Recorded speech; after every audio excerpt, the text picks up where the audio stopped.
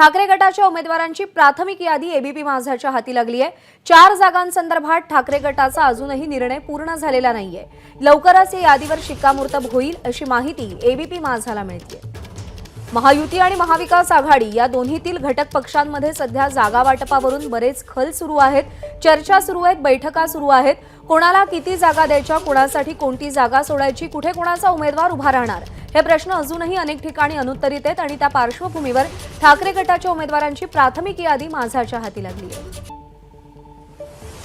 तर बुलढाण्यामध्ये नरेंद्र खेडेकर, यवतमाळ वाशिममध्ये संजय देशमुख, हिंगोलीमध्ये नागेश पाटील आष्टीकर, तर परभणीमध्ये संजय जाधव,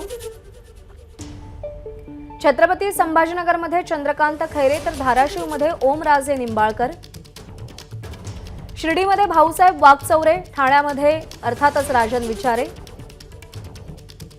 मुंबई उत्तर पूर्वमध्ये संजय दिना पाटील, तर मुंबई दक्षिणमध्ये अर्थातच अरविंद सावंत, मुंबई उत्तर पश्चिममध्ये अमोल कीर्तिकर जे गजानन कीर्तिकर यांचे पुत्र आहेत, रत्नागिरी सिंधुदुर्गमध्ये विनायक राऊत, रायगडमध्ये अनंत गीते,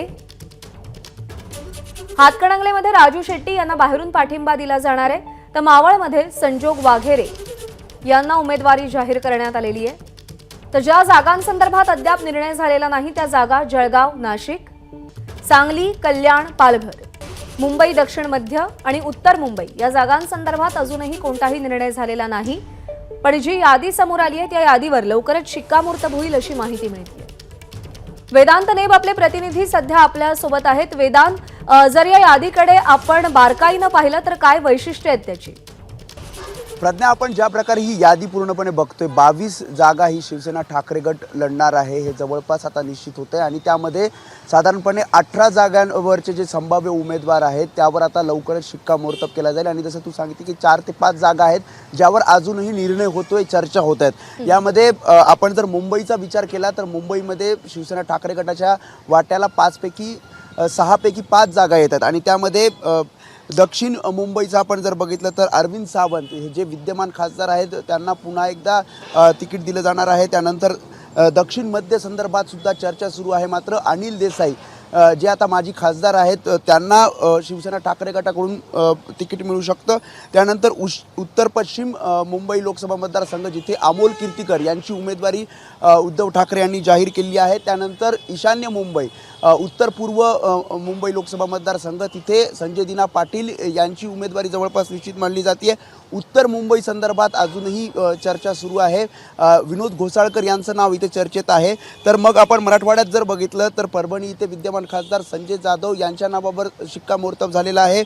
हिंगोली जिथे आता उद्धव ठाकरे दौरा करतात तिथे नागेश पाटील आष्टीकर यांचं नाव आहे। छत्रपती संभाजीनगर जिथे माजी खासदार चंद्रकांत खैरे यांना जवळपास तिकीट दिलं जाईल यावर सुद्धा शिक्कामोर्तब झालेला आहे। धाराशिव जिथे विद्यमान खासदार ओमराजे निंबाळकर आहेत त्यांचं सुद्धा उमेदवारी उद्धव ठाकरेंनी दौऱ्यादरम्यान जाहीर केलेली आहे। नाशिकमध्ये विजय करंजकर यांच्या नावाची चर्चा आहे, मात्र अजून या संदर्भात चर्चा पदाधिकाऱ्यांसोबत केली जाते। ठाणेमध्ये विद्यमान खासदार राजन विचारे आहेत। कल्याण पालघर संदर्भात निर्णय झालेला नाहीये। तर दुसरीकडे आपण बघितलं रत्नागिरी सिंधुदुर्ग जिथे विद्यमान खासदार विनायक राऊत यांना तिकीट दिलं जाणार आहे, तशा प्रकारची उमेदवारी जाहीर केली आहे। रायगडमध्ये अनंत गीते यांना तिकीट दिलं जाणार आहे।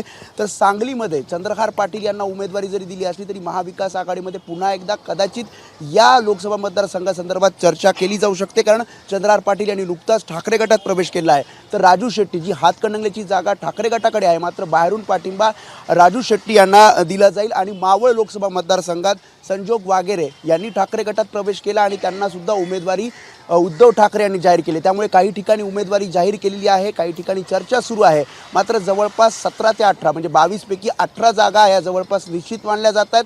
3 ते 4 जागांवर लवकरच निर्णय होईल आणि जी यादी आहे ती या 2 दिवसामध्ये जाहीर केली जाईल, ज्यामध्ये उमेदवारांना सुद्धा तयारी करण्यास सांगितले आहे। जसं मी सांगितले की उद्धव ठाकरे जेव्हा दौरे करतात तेव्हा उमेदवारांची घोषणा सुद्धा उमेदवारी सुद्धा जाहीर केली जाते। प्रज्ञा, वेदांत, धन्यवाद दिलेल्या सगळ्या सविस्तर माहितीसाठी। एबीपी माझा, उघडा डोळे बघा नीट।